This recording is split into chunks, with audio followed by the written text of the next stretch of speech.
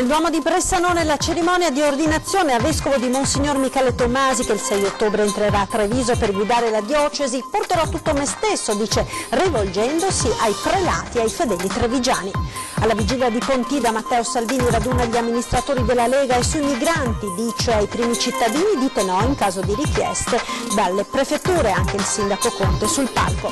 Su Autostrade andiamo avanti per revocare le concessioni ai Benetton, nuovo affondo di Luigi Di Maio, intanto la holding di Ponzano esprime sgomento per l'inchiesta bis sulle manutenzioni dei ponti. Domani apertura della stagione della caccia, le guardie zoofile dell'ENPA schierate per contrastare illeciti e bracconaggio. Da oggi in servizio il nuovo comandante provinciale dei Carabinieri, tra le priorità la vicinanza ai cittadini, l'attenzione al pericolo di infiltrazioni mafiose e il massimo impegno contro i furti in casa. Treviso va verso una mobilità sostenibile, per programmarla il Comune sta lavorando per predisporre un apposito piano. A Mignagola di Carbonera la comunità ha voluto dire grazie ai volontari che durante l'estate hanno rimesso a nuovo l'asilo, tra questi anche nonni e papà. Ben ritrovati con l'edizione di Treviso dei nostri telegiornali. In primo piano la cerimonia di questa mattina a Bressanone, dove Monsignor Michele Tomasi è stato ordinato nuovo vescovo di Treviso, una cerimonia molto sentita alla quale ha partecipato anche un folto gruppo di religiosi e fedeli dalla Marca. Il 6 ottobre il nuovo vescovo arriverà a Treviso. Vediamo il servizio con le immagini di Alto Adige TV. Ricevi il pastorale, segno del tuo ministero di pastore. Abbi cura di tutto il gregge nel quale lo Spirito Santo ti ha posto come vescovo a reggere la Chiesa di Dio.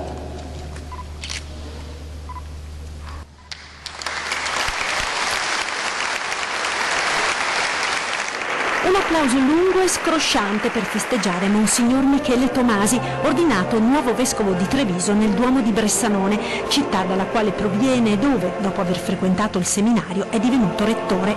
17 vescovi, 230 sacerdoti, molti fedeli a partecipare alla fastosa cerimonia concelebrata dal vescovo di Bolzano Bressanone Ivo Muser, l'arcivescovo di Trento Lauro Tisi ed il vescovo emerito di Treviso Gianfranco Agostino Gardin, del quale il prossimo 6 ottobre Tomasi prenderà il posto.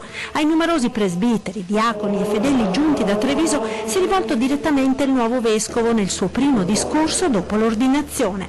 Verrò presto, portando tutto me stesso, desideroso di conoscervi e di farmi conoscere, di incontrare la vostra esperienza di fede e di vita cristiana, portandovi con semplicità la mia, così che diventeranno presto e completamente la nostra esperienza, per camminare insieme e insieme essere Chiesa di Cristo, fedele al Vangelo.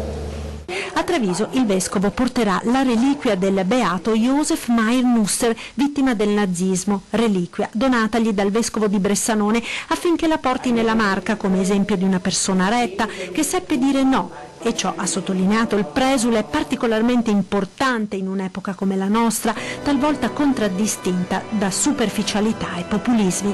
Gratis date è il motto scelto dal vescovo Tomasi, motto ispirato al verso del Vangelo nel quale Gesù esorta gli apostoli a darsi da fare per i fratelli più bisognosi. Una cerimonia solenne e partecipata nella quale c'è stato anche spazio per un fuori programma con una corale risata quando il neovescovo ha consegnato al consacratore, come da tradizione, un piccolo dono. Non avrei mai pensato di arrivare a un momento simile, ma davvero credo che il Signore voglia che i nostri cuori siano lieti nella festa e nell'amicizia.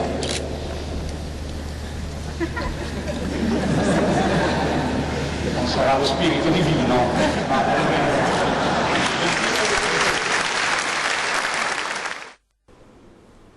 Ed ora la politica. Alla vigilia di Pontida Matteo Salvini raduna sindaci e governatori della Lega per serrare i ranghi nella nuova posizione del partito. Ora l'opposizione e sui migranti invita, dite no. Sentiamo. Cosa hanno detto? Che tu hai sbagliato a staccare la spina, ma dovevi togliere l'impianto elettrico e arrivare fino al palo della luce.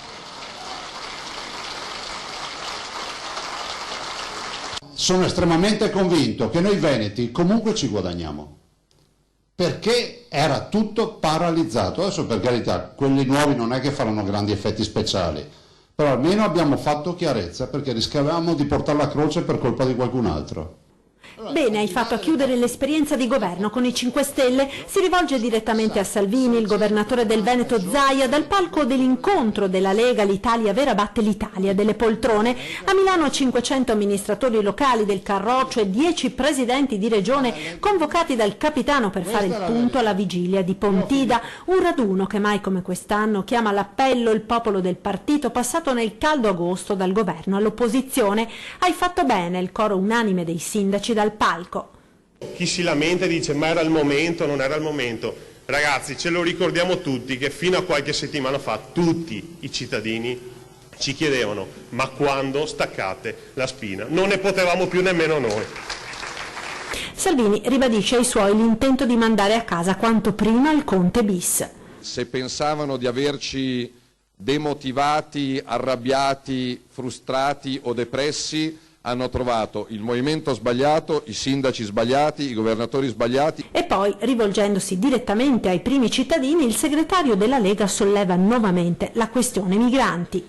Non occorre uno scienziato per intuire che nelle prossime settimane da ciascuno di voi arriverà la telefonata della prefettura dicendo torniamo all'antico, tu quanti te ne prendi nel tuo comune, da voi mi aspetto un rispettoso no. A scaldare ulteriormente la platea dei numerosi amministratori veneti ci pensa il governatore Zaia, affrontando l'argomento che più gli sta a cuore, l'autonomia, rivolgendosi al neo ministro per il sud Provenzano. Lui mi deve spiegare, perché mi rompe le palle tutto il giorno con l'autonomia, e deve spiegare al mondo intero, e per primo ai miei veneti, perché alla Sicilia sì e al Veneto no. Io voglio sapere solo questo.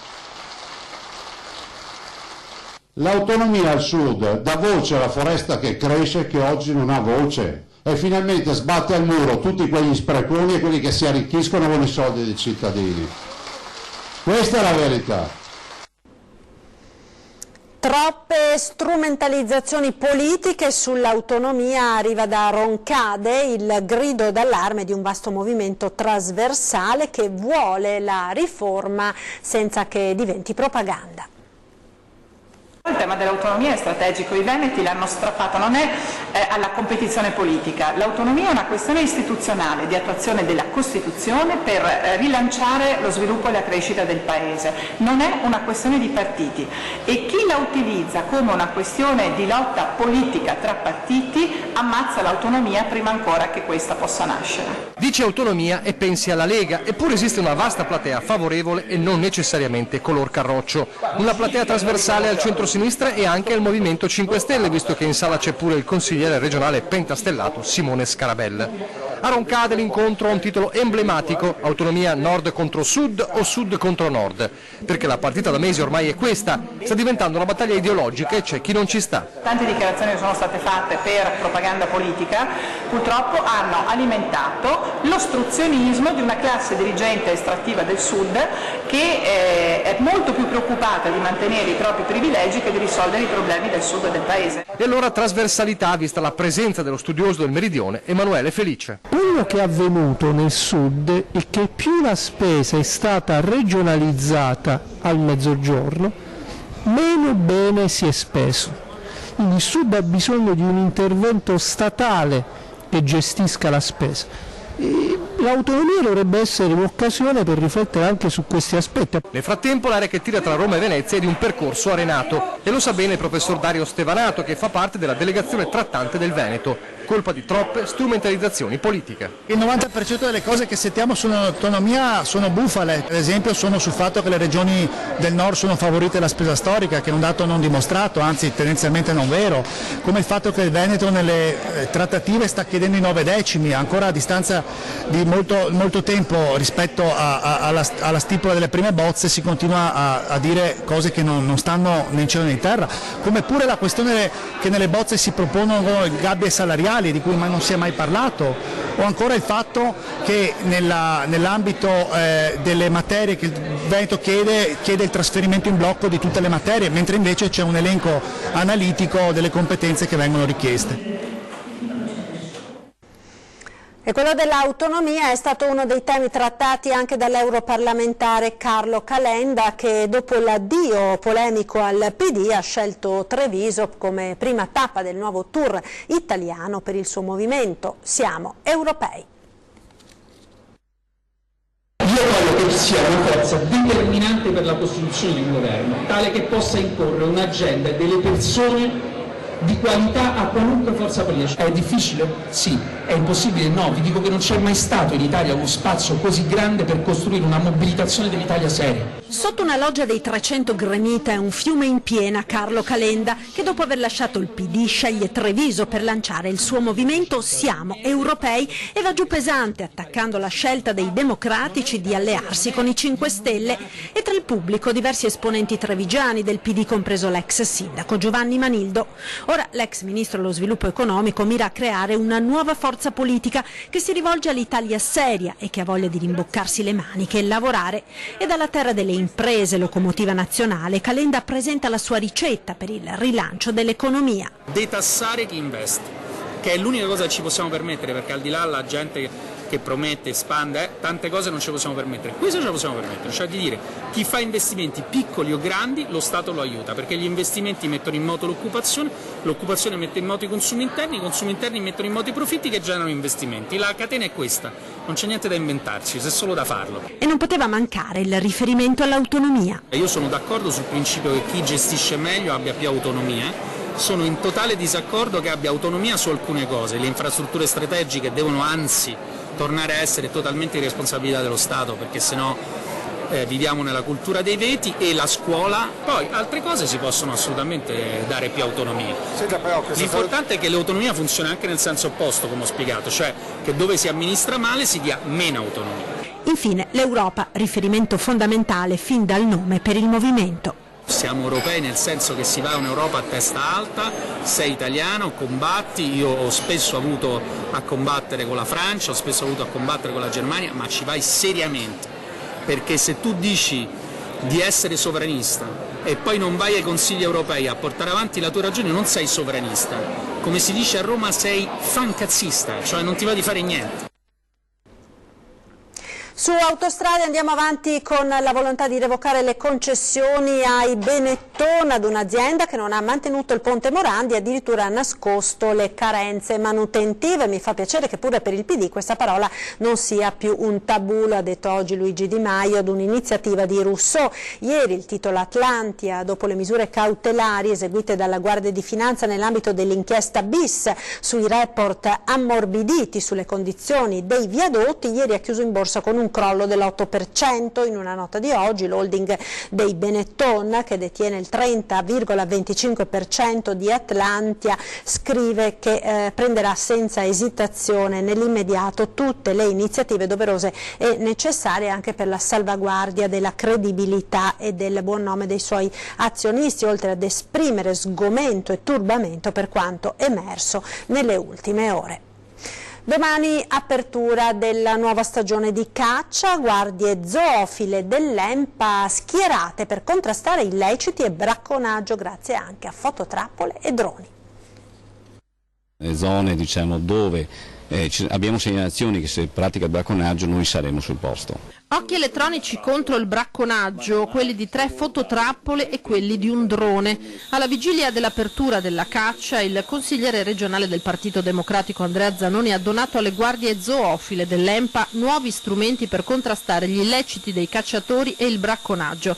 Ben 248 nella stagione venatoria 2017 le denunce penali in Veneto. Io credo sia molto importante per questi volontari che hanno un'altissima professionalità, sono molto bravi e molto impegnati nel territorio, dotarli anche dell'attuale tecnologia utile a individuare bracconieri e chi va a caccia e viola le leggi. Tutto quello che viene registrato nel momento in cui noi abbiamo una segnalazione penale sarà utilizzato a processo, e quindi per noi è importantissimo, perché noi potremo stare tranquillamente in macchina seduti a controllare sui video cosa succede. Adesso ne abbiamo abbastanza per poter controllare una parte importante del territorio. La fascia pedemontana, quella in cui nidificano uccelli migratori e specie protette, quella maggiormente monitorata. Anche nel Trevigiano, dove le guardie EMPA operano da 2 anni. Stiamo lavorando per di più su gatti impallinati, ad esempio, o feriti da balestre. Stiamo operando su quello e adesso ci stiamo attivando, appunto grazie alle fototrappole, anche per bracconaggio e volatili. C'è poi la violenza, anche questa crescente, contro animali domestici presi di mira da cacciatori, come dimostrano i pallini ben visibili dalle radiografie, o da individui semplicemente sadici. Gatti impallinati, cani sparati, quindi veramente il numero è altissimo, perché chiaramente la gente che va a caccia non vuole essere disturbata e quindi molti di loro non la vanno per il sottile, loro sparano e quindi eliminano il problema. Presentato oggi il nuovo comandante provinciale dell'Arma dei Carabinieri, che ha garantito piena vicinanza ai cittadini, attenzione al pericolo di infiltrazioni mafiose nel territorio e massimo impegno contro i furti in abitazione. La provincia di Treviso è un territorio di belle realtà e di eccellenze, e che pertanto va tutelato da ogni forma di pericolo della criminalità comune e organizzata, e questo richiede una grande attenzione. L'attenzione che la presenza capillare dell'Arma, con stazioni, tenenze e compagnie, offre quotidianamente. Sottolinea la vicinanza costante dei carabinieri ai cittadini il neo comandante provinciale, il colonnello Gian Filippo Magro, 45 anni, padovano di San Giorgio delle Pertiche, che prende il posto di Gaetano Vitucci. Fino all'8 settembre ha ricoperto il medesimo incarico a Vibo Valencia, in Calabria, realtà che fa i conti quotidianamente con la malavita organizzata, rispetto alla quale anche il Nord deve stare in allerta. La criminalità organizzata ha una vocazione imprenditoriale e costituisce su tutto il territorio nazionale, ma anche all'estero, una minaccia importante. Ritengo che le nostre istituzioni abbiano la capacità per far fronte a questa minaccia. Quanto alla quotidianità delle famiglie trevigiane, rimangono i furti in casa i reati più diffusi, quelli che colpiscono i cittadini nel luogo in cui dovrebbero sentirsi più al sicuro. Io ho avuto modo di vedere che il legame tra carabinieri e città di Treviso e provincia è molto forte. Tutti apprezzano la disponibilità, la vicinanza, l'affidabilità dei carabinieri e la loro capacità di risposta alle diverse esigenze di sicurezza, tra cui questa problematica. Treviso verso una mobilità sostenibile, e per programmarla il Comune sta lavorando per predisporre un apposito piano. 9.000 interviste dirette, altri 1.000 questionari online, un campione di trevigiani significativo per capire come cambia la città e con essa le strategie viarie da mettere in campo. Muove i primi passi il piano urbano della mobilità sostenibile, con un convegno ai 300 in cui sono state illustrate, tra le altre cose, le 2 macro tendenze che emergono dai dati raccolti. Treviso è una città che, al pari di molti altri capoluoghi italiani, sta invecchiando in fretta e la popolazione sceglie per abitarci spesso e volentieri la zona nord. Il fatto che la popolazione stia invecchiando e che i servizi legati alla popolazione saranno sempre più necessari terrà conto del fatto che i percorsi saranno sempre più brevi, ma dovranno essere fatti in maniera sempre più veloce, e quindi dovremo decongestionare il traffico. Abbiamo visto che circa il 30% ormai delle auto è nella fascia Euro 4, Euro 5, Euro 6, quindi stiamo evolvendo anche il nostro parco auto. ma quindi i nostri anziani verranno tenuti sempre più in considerazione in quello che è la scelta del trasporto pubblico e quella che è la scelta del trasporto privato. L'altro dato, come detto, è l'incremento di popolazione nei quartieri a nord della città. Soprattutto i quartieri Santa Bona, San Liberale e San Paolo hanno avuto un grande incremento di popolazione. Teniamo conto che noi stiamo lavorando molto sulla mobilità elettrica, abbiamo installato 48 colonnine, siamo al bando per installarne altre 14-15 e si ritiene che una zona come Treviso deve averne circa 200 per coprire quello che sarà la rivoluzione sostenibile della mobilità. Tutto questo servirà per elaborare il vero e proprio piano. Elaboreremo i dati tramite 50 stakeholders e 45 cittadini selezionati per fare questo tipo di lavoro e stenderemo quello che è il piano urbano della mobilità sostenibile per capire quali sono le opere viarie principali e necessarie alla nostra città. Pubblicità, ora ci rivediamo tra pochissimo.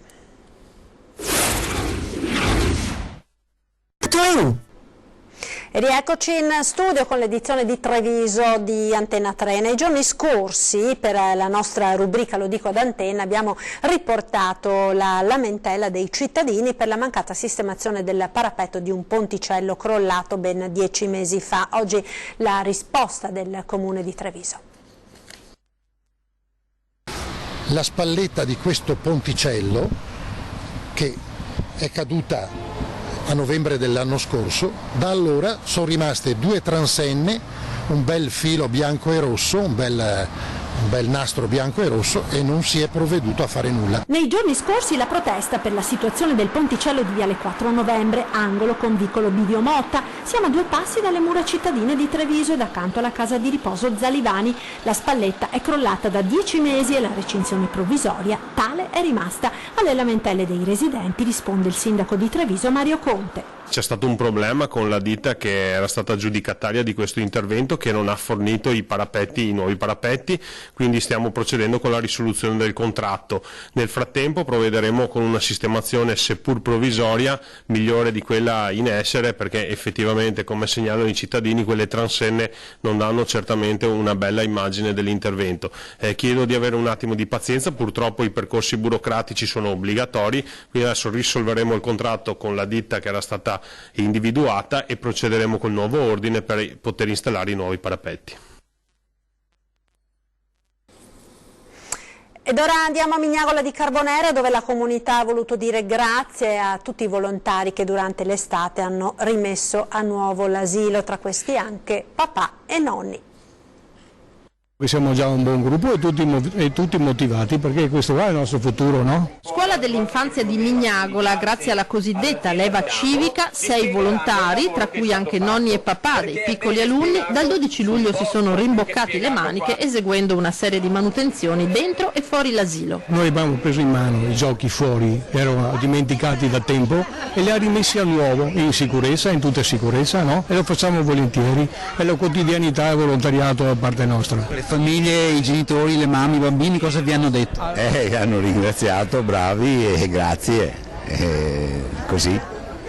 E un grazie, insomma, ripaga. Ripaga, sì, tutto. La comunità e l'amministrazione comunale, su cui iniziativa sono stati coinvolti nel progetto i volontari, hanno voluto festeggiare i lavori eseguiti e ringraziare chi ha donato il proprio tempo agli altri. I comuni purtroppo non hanno grandi risorse e magari questi piccoli, tra virgolette, piccole manutenzioni, se fatte dai cittadini, possono essere un risparmio che va a vantaggio non solo dei fruitori, in questo caso dell'asilo, ma di tutta la comunità. Sono comunque soldi, risorse che possono essere spesi comunque altrove. Se ci sarà la disponibilità dei cittadini, percorreremo questa strada per altre iniziative. Di cose da fare ce ne sono tante, basta solo aver buona volontà e ovviamente dedicare del proprio tempo a favore di tutti. E anche la maestra Marina.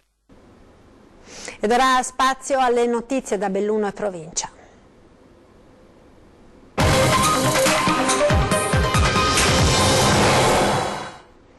Caso INLAB, chiamata ripetutamente in causa dall'opposizione consiliare, Società Nuova interviene con una nota che precisa: siamo stati noi a proporci come partner del servizio al Comune di Belluno. Sembrano rafforzarsi le convinzioni dell'opposizione consigliare sul caso InLab. A sorpresa è proprio una nota del presidente di Società Nuova a fare ordine in relazione all'iter che l'ha portata a divenire partner del servizio di Europrogettazione. Scrive Federico Bristotte, l'idea di un servizio per il territorio parte da Società Nuova il 13 marzo 2018, il giorno stesso della presentazione del bando Cariverone, ed è stato il nostro CDA che ha proposto tale idea a una serie di interlocutori, tra i quali il comune di Belluno. Ai nostri microfoni martedì scorso Massaro così aveva invece spiegato. Dalle carte si può, come possiamo dire, evincere in modo piuttosto chiaro come sono stati scelti i partner, e cioè con un avviso pubblico abbiamo preso dei partner quindi che erano stati selezionati quindi attraverso una commissione. Dei verbali di questa commissione non c'è traccia nei documenti che i consiglieri d'opposizione hanno ricevuto in seguito alla richiesta di accesso agli atti. Vi è al contrario una copia dell'adesione all'accordo da parte di Società Nuova.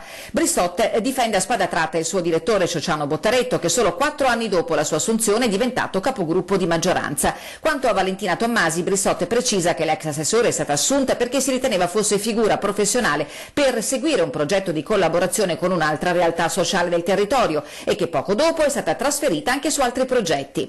Al consigliere Paolo Gamba Bristotte riserva la stoccata finale. Assumiamo persone capaci, competenti, che hanno voglia di lavorare. Se interessato lo invito a inviarci il suo curriculum.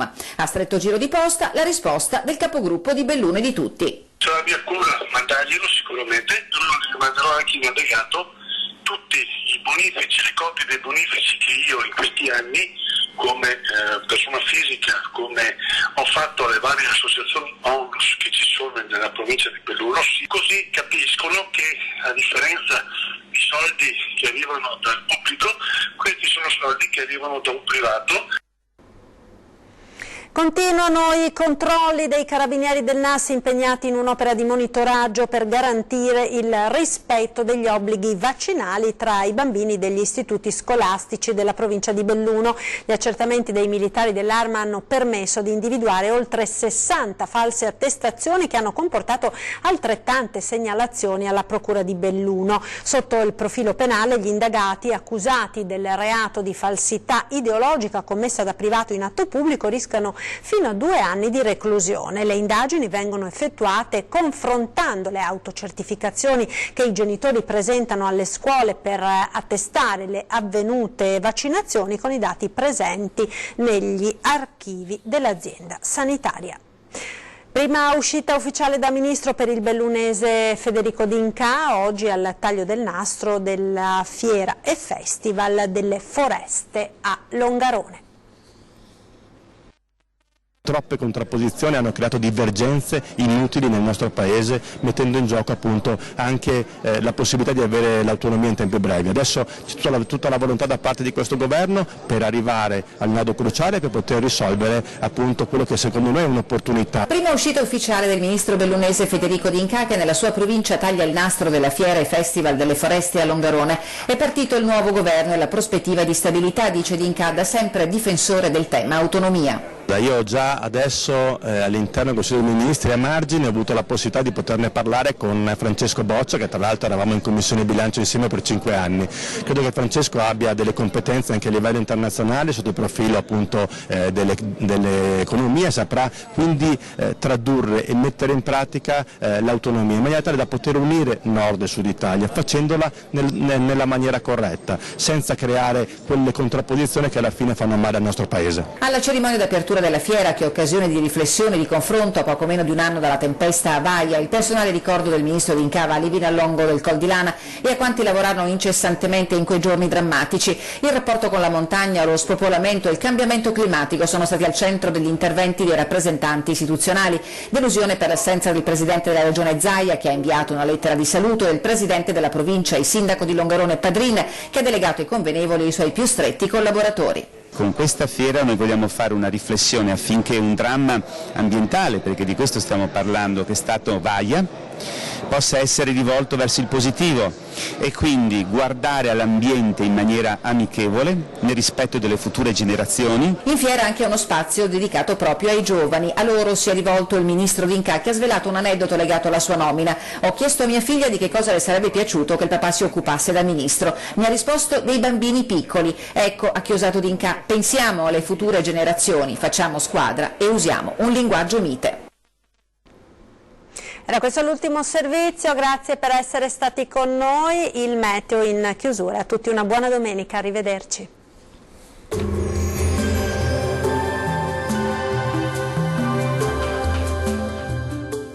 Vacilfrutta, Adriatica, la Valle dei Sapori, Acqua Marina, l'arte del buon gusto. A Bacil di Breda, Treviso. Benvenuti al meteo. Un robusto campo di alta pressione continua a rinforzarsi sull'Italia. Sono le condizioni per trascorrere una domenica di metà settembre dai connotati estivi, con stabilità atmosferica e sole prevalente. La situazione nel dettaglio.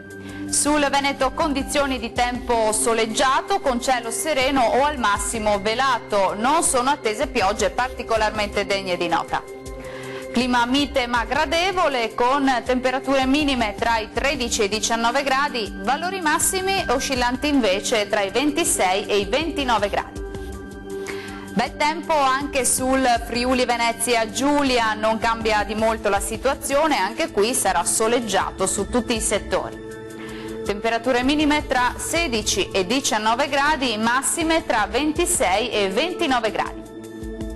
Situazione identica sul Trentino Alto Adige, non sono attese piogge, la domenica trascorrerà come vediamo all'insegna del sole. Temperature minime sui 17 gradi, massime tra 27 e 28 gradi circa. Bene, dal meteo è tutto, buon proseguimento in compagnia di Antenna 3.